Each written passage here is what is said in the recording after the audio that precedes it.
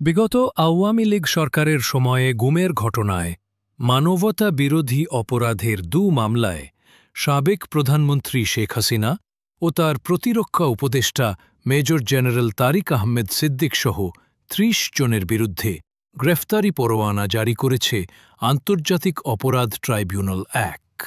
বুধবার প্রসিকিউশন ২টি পৃথক মামলায় আনুষ্ঠানিক অভিযোগ দাখিল করলে ট্রাইব্যুনাল তা আমলে নিয়ে গ্রেফতারি পরোয়ানা জারি করে।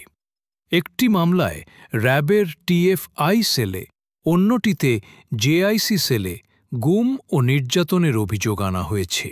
চিফ প্রসিকিউটর তাজুল ইসলাম জানান, এই ২ মামলায় শেখ হাসিনা সহ মোট ৩০ জনকে আসামি করা হয়েছে, যাদের মধ্যে ৪ জন এখনও কর্মরত সেনা কর্মকর্তা।